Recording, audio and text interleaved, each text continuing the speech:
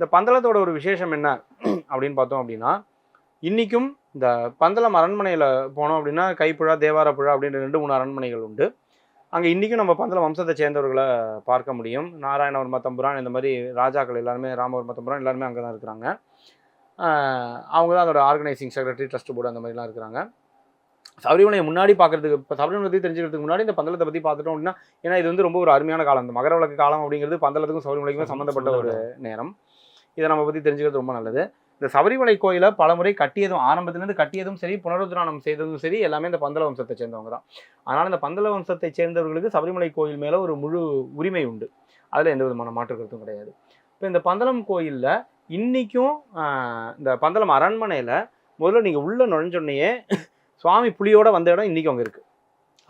இன்றைக்கும் அவர் வந்த இடம் இருக்குது, புலியோட வந்த இடம். இங்கே தான் மணிகண்டன் புலியோட வந்தார் அப்படின்னு சொல்லிட்டு அதுக்கு ஒரு கோயில் இருக்குது பந்தளத்தில்.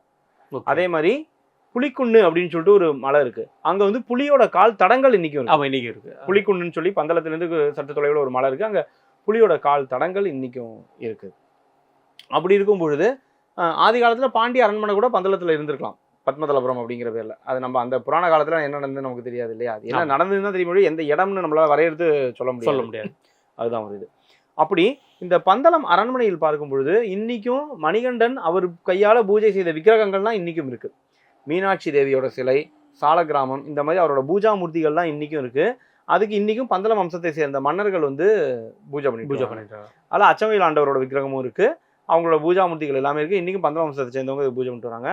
அவர் படித்த புத்தகங்கள் இருக்குது இன்றைக்கும். புத்தகங்கள் அப்படின்னா ஏடு, ஓலைச்சுவடிகள் இன்றைக்கும் இருக்குது. அந்த புத்தகங்கள் எல்லாமும் வச்சு பாதுகாத்துட்டு வராங்க. அது மட்டும் இல்லாமல் இந்த பந்தளம் வம்சத்துக்கு அவர் கொடுத்த ஒரு விசேஷமான வரம் என்ன அப்படின்னா, உங்கள் வம்சத்தில் யார் எந்த க்ஷணத்தில் கூப்பிட்டாலும் அந்த க்ஷணம் அவங்க முன்னாடி நான் வருவேன் அப்படின்னு சுவாமி ஒரு வரம் கொடுத்துருக்காரு, சபரிமலை சாஸ்தா. அப்படி இருக்கும் பொழுது இந்த பந்தளம் அரண்மனைக்கு பக்கத்திலேயே வலிய கோயில் அப்படின்னு சொல்லிட்டு இவங்களே தர்மசாஸ்தாவுக்கு ஒரு கோயிலும் ஏற்படுத்தியிருக்கிறாங்க. சுவாமியை வந்து நித்திய பூஜை பண்ணணும் அப்படிங்கிறதுக்காக இவங்க வந்து இந்த தர்மசாஸ்தா கோயிலை ஏற்படுத்தியிருக்காங்க.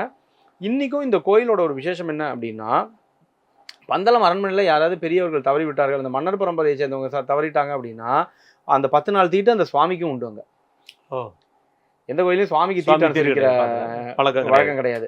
அதிகபட்சம் ஏதாவது பெரிய காரியம் ஆயிடுச்சு அப்படின்னா அந்த வழியில் கோயில் இருந்தால் தீட்டுப்படக்கூடாதுங்கிறது கோயில் அன்றைக்கி ஒரு நாள் மூடி வைப்பாங்க, அவ்வளோதான். அடுத்த நாள் புண்ணியாவச்சனம் பண்ணிட்டு கோயிலை திறந்துருவாங்க. ஆனால் இன்றைக்கும் பந்தளம் குடும்பத்தில் யாராவது தவறிட்டாங்க, அரச குடும்பத்தை சேர்ந்தவங்க யாராவது தவறிட்டாங்க அப்படின்னா 10 நாளைக்கு அந்த கோயில் திறக்க மாட்டாங்க. 10 நாளைக்கு சுவாமி அங்கே தீட்டு அனுசரிக்கிறார், ஏன்னா அந்த வம்சத்தை சேர்ந்தவர் அப்படிங்கிறனால. அப்படி மரியாதை நிமித்தமாக அவருக்கு அங்கே ஒரு கோயில் ஏற்படுத்தப்பட்டிருக்கு, தர்மசாஸ்தா கோயில் அப்படின்னு.